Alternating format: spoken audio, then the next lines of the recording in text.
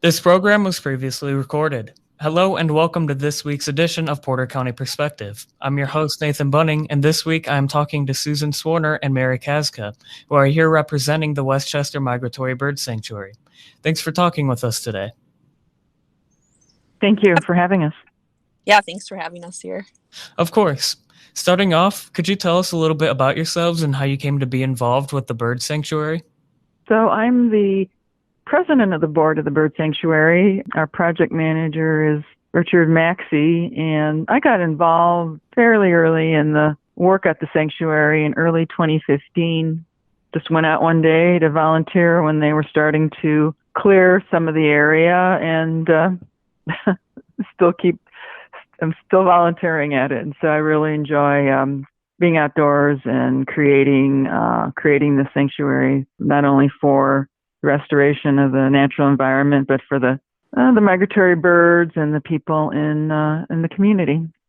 Yeah, so I got started after Mary, maybe a year, but I went to a meeting and just heard what they were working on. I thought it was really impressive what they've already gotten done, and I wanted to help with both the restoration of the sanctuary and also I tend to help with a lot of the educational activities. That's my background. So a lot of fun days planned out there, either for school groups or kids. Yeah, that's really what got me involved at first.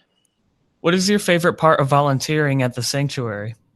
Oh, favorite part. I actually think my favorite part is seeing some of the the birds that are returning. We always like to see when we have a couple, sandhill crane couple, who've been returning for the last, I think this is the fourth year.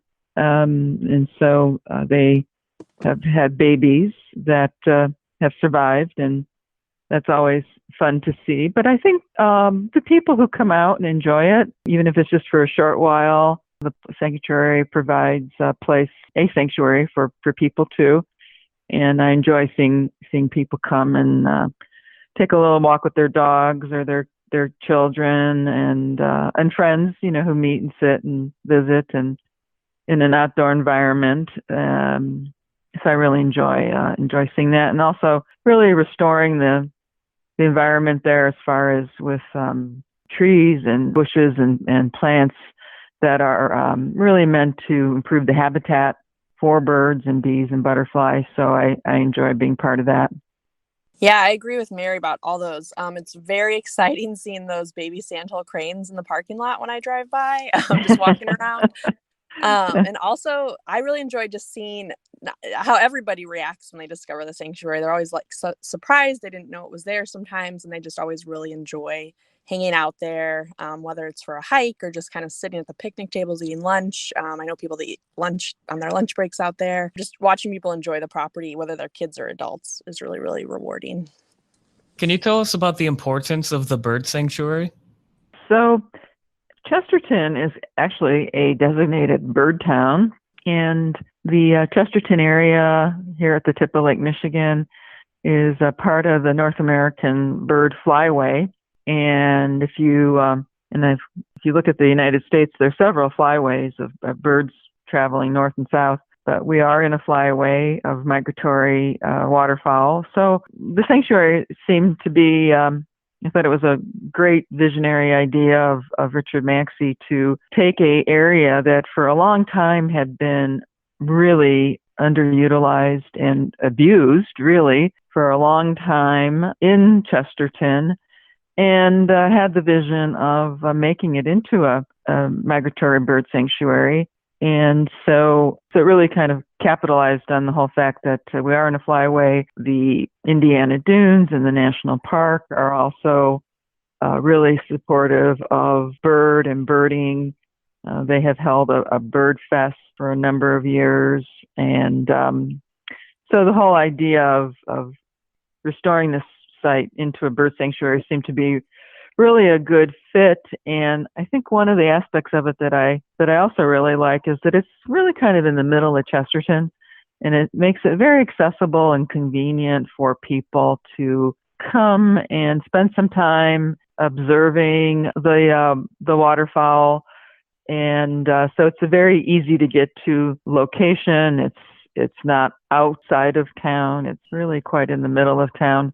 And so I think it's a really good way to expose people to the whole aspect of migratory waterfowl and the restoration of this environment that had been just totally ignored. And as we've said before on this show, 60 years ago, the north part of our site was the unofficial town dump. And of course, that quit being a dump when Westchester Intermediate School was built.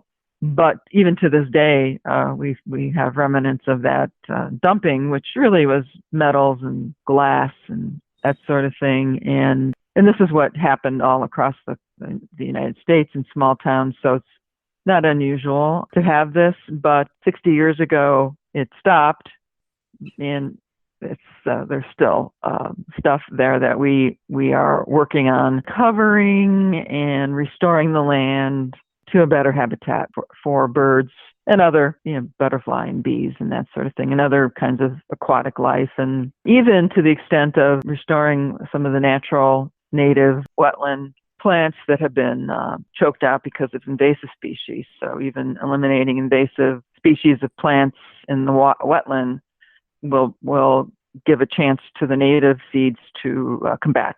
So that's all part of the project. Anything you would like to add to that, Susan? No, I don't think so. I think Mary covered it really well. Like she said, it's important for birds, but also just important for just making the area we live in better for all the creatures that live here and us. Really just improving the whole area. So, where is the sanctuary located, and when did it first open? The sanctuary is just up the road from Chesterton High School on 11th Street. The official address is 1050 South 11th Street. We're on the west side of the road. I really kind of consider us to be in the backyard of Westchester Intermediate School. And Westchester Intermediate is kind of adopted us, and we do projects with the school and the students, which Susan has touched on as far as our educational outreach.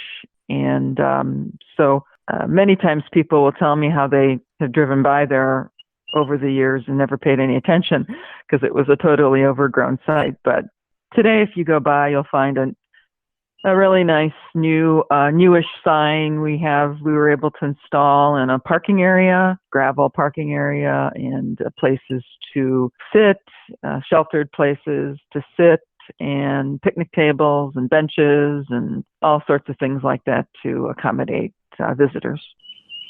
Is the public able to visit the sanctuary outside of special events? Yes, we're considered open from sunrise to sunset daily.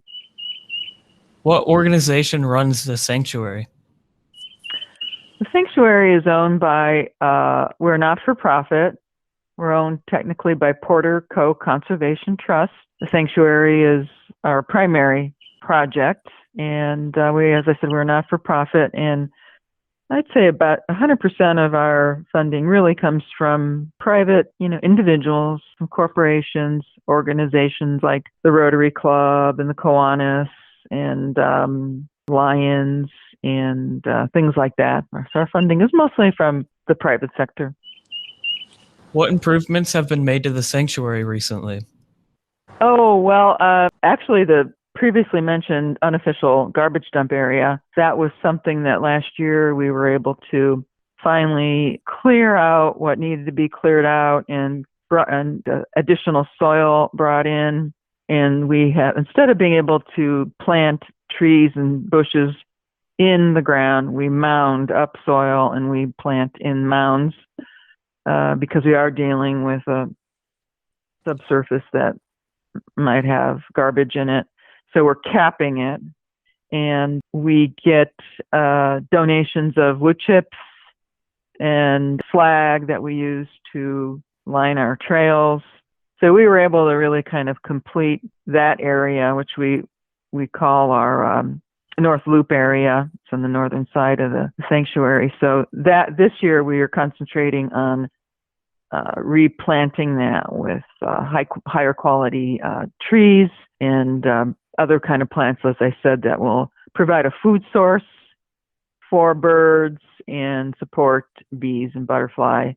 So that's a project coming up soon as far as planting, although we've always planted new things.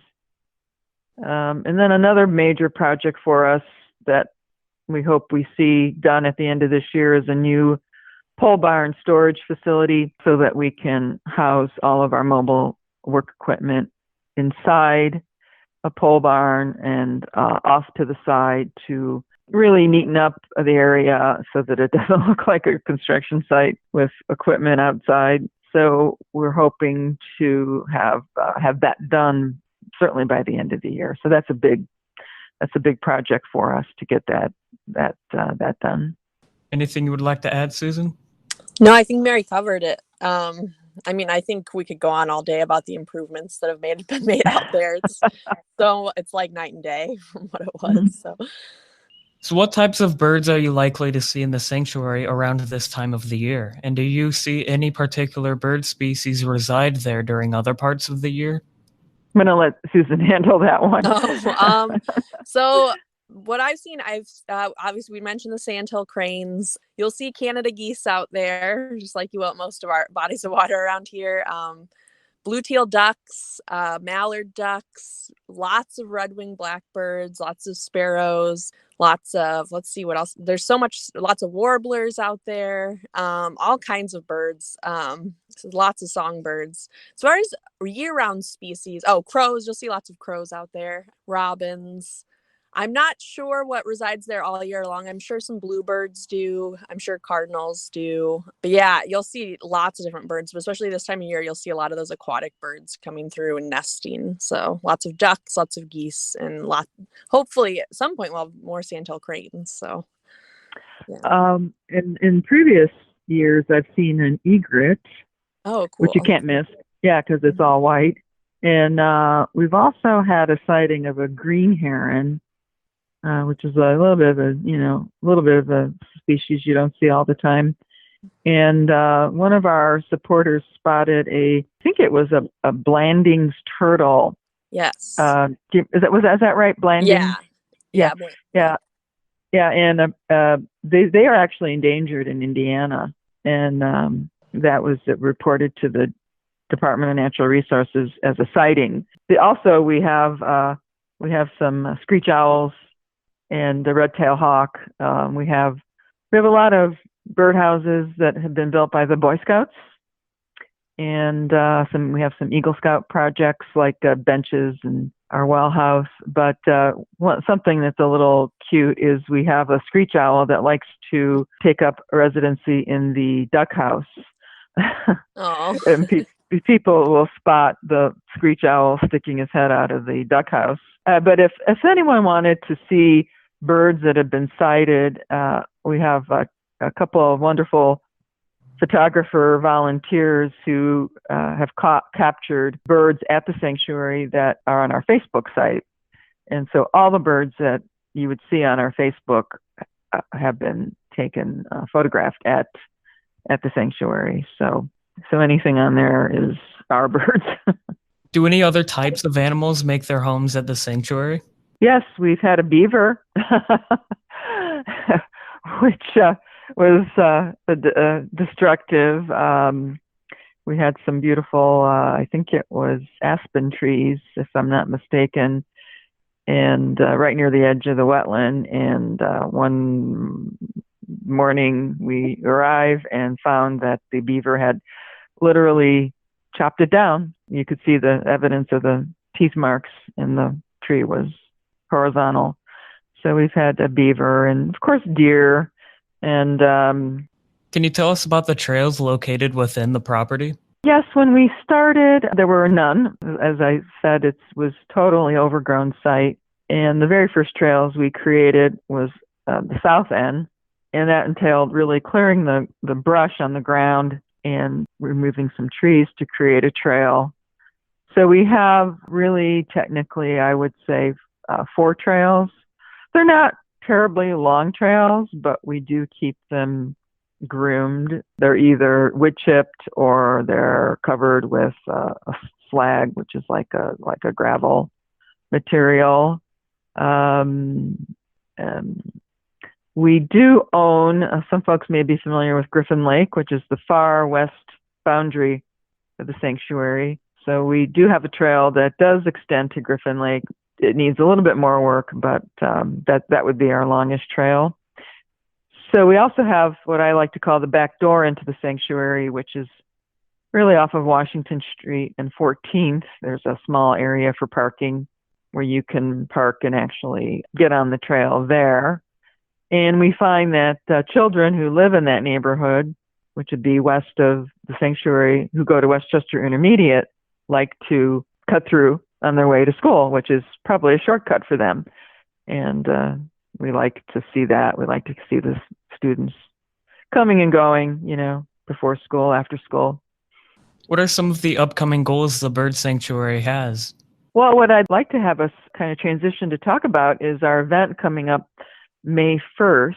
And I'm going to let Susan really kind of cover that. But we do have a really nice Saturday morning event, a real family-oriented event coming up. And I'm just going to turn it over to Susan and let her get into all the details of an event we have coming up. It's a free event. So I'll let Susan talk about our May 1st event. Yeah, so our event, like Mary said, it's coming up May 1st. It runs from 9 a.m. to 2 p.m., so you can come anytime during that window. We are asking people to pre-register just so we can get an idea of the number of people that will be there, so we can, have some safety in terms of crowd control and stuff. But if you wake up that day and you're like, I thought I couldn't go and I can go now, feel free to just show up. But there is a pre-registration form on our website at westchesterbird.org. Yeah, it's completely free, and we're going to have tons of different stations for you to learn about the wildlife and tons of different activities. So we're going to have Annette Hansen from the Porter County chapter of the Isaac Walton League come out. She's also bringing her 4-H group, but they're going to talk about bees and bats. So if you have any questions about either of those, she's going to be a really great resource. She's going to have lots of activities so you can learn about bats and what they eat and how they behave and everything like that. We're also going to have Kim N come out from the Dunes Calumet Audubon Society, and she's going to be talking about birds. So if you want to learn about the birds of the sanctuary or just the birds in our area in general, how they behave, when they'll be there, when you can spot them, she's going to be a really great resource on that, and she'll have some activities. Christine Maloney with Shirley Hines Land Trust is also coming out, and she's going to be doing frog calls. We just added this activity, and this is very exciting because you do hear a lot of frogs at the sanctuary, and she'll be able to help you kind of figure out which ones you're actually hearing, because there's a few different kinds up there. And this is a great time to hear frog calls. We're also going to have a lot of activities. So we're going to have tree planting, also some trees that you can take home with you. We're going to have a big scavenger hunt. And this is really for kids, but really any age can do it if you want. It's going to show you animal tracks, plants, different animals at the sanctuary. And then also we're going to have a May Day basket craft, because May 1st is May Day. So this is like our big May Day celebration. So you'll get to make a little basket with some flowers in it and take that home. You can either keep it or you can give it as a gift to someone in a true May Day tradition. But yeah, it's going to be a great day. There's lots of fun stuff going on, lots of stuff you can learn. This is a great event. If you've never been to the bird sanctuary before, this is the perfect event to come to and learn about it, because there'll be lots of people there to answer all your questions, both about the sanctuary itself and how it operates and how you can get involved, and also just all the wildlife and plants you see there. There'll be tons of experts that can help you with all of that stuff. We're also going to have someone talking about water quality. So if you're wondering how to tell if water's healthy or not, there'll be someone there to answer those questions as well. So yeah, really great event. Really recommend people come out and check it out, especially if you've never been to the sanctuary before. There's the bat station, and this is will there be live bats there? There will not. We will not have live bats for you to look at, but there are bats that live at the sanctuary and frequent the sanctuary. You probably won't see them during this event because it's not the right time of day, but you can come learn about bats at this event, and then you can come back at dusk and keep an eye out for any bats you see hunting for bugs out there. But yes, we will have people talking about bats. No live bats unless a wild one decides to show up. And then we also have a dragonfly craft. Oh, yeah. And leaf rubbing. Yeah, so both of those crafts as well. Yes, thank you for remembering that. So yeah, we'll have a dragonfly craft people can take home, and then some leaf rubbings, which will help you with tree ID. So we're going to identify some trees that are out at the sanctuary. So it's really meant to be a fun, educational event for families, kids, and outdoors. So it'll be we'll be keeping family groups, separated, and masks will be available if people want to wear masks.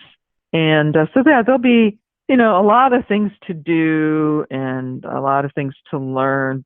Thanks to Bonnie Swerner is really the chair of this event, and she's really reached out to all these different organizations that are going to come and bring all this informative displays to provide education about the animals and the environment, the natural environment there, and to learn.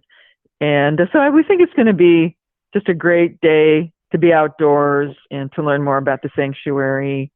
And so, yeah, we're just, as Susan said, you can pre-register on our website, westchesterbird.org.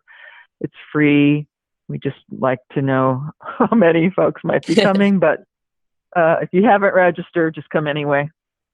If listeners want more information about the sanctuary and its events and volunteer opportunities, where can they look? Well, we do have our website, which is westchesterbird.org, which is where our pre-registration is for the event. We also have a Facebook site, Westchester Migratory Bird Sanctuary. So I think they could go to either one of those two. We have an info@westchesterbird.org email. If someone just wants to shoot us a question, they can shoot it to info@westchesterbird.org. That comes to me, so I would get your question and respond. What volunteer opportunities are available to those who want to get involved with the sanctuary? Every Saturday morning, weather permitting, we have volunteer time. And as we now have gotten into, the springtime weather, over the real hardcore winter months, we're not out there. But now that the weather's starting to be nice and things are starting to bloom, we are, like I said, come in a few weeks, we will be receiving, we've made some significant orders of grasses and perennial flowers and bushes and some trees that we'll be planting sometime in May once these orders come in. And so we will need some help planting, and we're fortunate that we get compost from the town of Chesterton, thanks to them. And so we're able to plant in some, good quality compost to help these new plants take and thrive. So sometime in May, on a Saturday morning. So if somebody's interested in volunteering, they can just email me at info@westchesterbird.org if they're interested in helping with the planting, because we will have a significant amount of things to get in the ground and plant that we have ordered, and then we're just waiting for them to get here at the right time. So that's an opportunity to do some planting in May. And then there's always the general sort of cleanup and maintenance, just cleaning up from the winter and getting some of our areas prepared for the springtime, and just cleaning out leaves and that sort of thing. We also do some mulch spreading to kind of fine tune our trails. So there's those kind of opportunities, but it's typically on Saturday mornings. And if somebody is interested, if we know, we will send out an email confirming a Saturday work day. And so we just need to know if somebody's interested, and then we'll get them on our email list. What community groups have volunteered at the sanctuary? Been a lot, as I mentioned, the Boy Scouts, the Eagle Scouts, some of the students from Liberty Township School, Westchester Intermediate School. We've had a group from the Chesterton United Methodist Church. The Dunlin Rotary Club has been very helpful, both in coming out and on workday and also with some grants to help us build a deck. Valparaiso University fraternity, I think it was Sigma Pi young men have come out. I'm trying to remember who else. The Dunlin Garden Club has helped. The employees at Cargill have built picnic benches. The Porter County United Day of Caring through United Way, we've had some volunteers come out from that. So yeah, we do get volunteer groups out, but we do have a real core of dedicated regular volunteers, sort of a small but mighty group who've been really dedicated to the sanctuary, which without them, we wouldn't have been able to accomplish what's been accomplished. And everybody really brings something to to the sanctuary. And so we really are grateful for those volunteers. And so, but yeah, anyone interested on a Saturday morning, work morning, just give us an email at info@westchesterbird.org and we'll coordinate with you. How has Doolin Schools been involved with the work at the sanctuary? So like Mary said, both intermediate schools have been out to the sanctuary and helped us with some stuff. Westchester Intermediate actually brought out all their students throughout one day. So we had a lot of kids out there. But yeah, then the Chesterton High School IB biology class, International Baccalaureate biology class, has been involved a little bit. We've talked about doing some projects with them. They've been out to the sanctuary, their teacher has, to kind of see what the possibilities are. So that's kind of an ongoing project that we're working with them on, is to develop some projects they can work out on at the sanctuary at the high school level. Like one of the things that I think they do is sampling the water and testing the water. They may have done some soil, coring and studied the, what's deep in the muck of the wetland to study, seeds that might be sitting there waiting to come back. The younger kids have done planting of milkweed, which is for butterflies, a lot of that sort of thing, planting small flowers, maybe doing some mulch raking, that sort of thing. Is there anything else you would like to tell listeners about the Westchester Migratory Bird Sanctuary before we wrap up today? I think I'll let Susan go first. Yeah, just what we said. It's a really great place you can come learn about birds and hike, or you can just come just hang out. We have a lot of spots where you can just sit and enjoy being in nature and relax. We do a lot of programming. There's a lot of volunteer opportunities, and volunteering doesn't have to be a huge commitment. You don't have to come every week. If you can only come once a month, that's great. But yeah, just lots of opportunities to get involved in this really great resource we have right in the middle of town. Yeah, we really appreciate, all the support we've gotten from the community. And as I said, a lot of what we've been able to accomplish has just been from donations and private sector donations of funding, but also donations of things like mulch and compost and slag and some volunteer services. And so I have to say the community has responded to this project, very well. And can you tell listeners once more where the sanctuary is located? It's on 11th Street in Chesterton, just north of Chesterton High School. It's on the west side of the road. It's 1050 South 11th Street.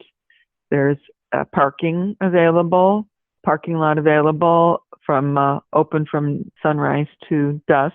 Plenty of places to sit and have a little picnic benches. We even have what I call the Great Lawn Area. If you want to bring a blanket and spread a blanket out. We have covered gazebos that were made possible through donations from the Nelson and Dunbar families. Open deck those are for observation of the wetlands to sit.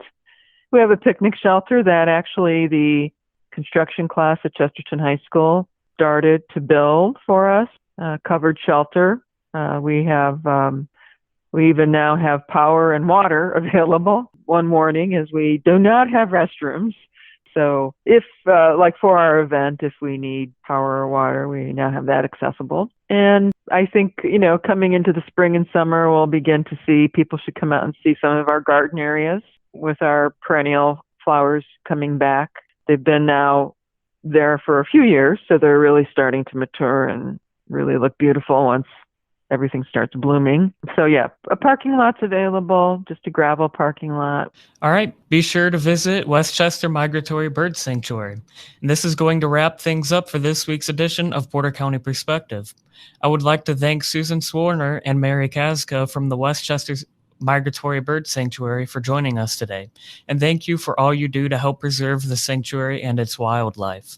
Thanks, Nathan, for letting us be on the show, and hope to see folks out at the sanctuary on May 1st for our May Day celebration. Yeah, thanks for having us. Of course. This has been Nathan Bunning, signing off.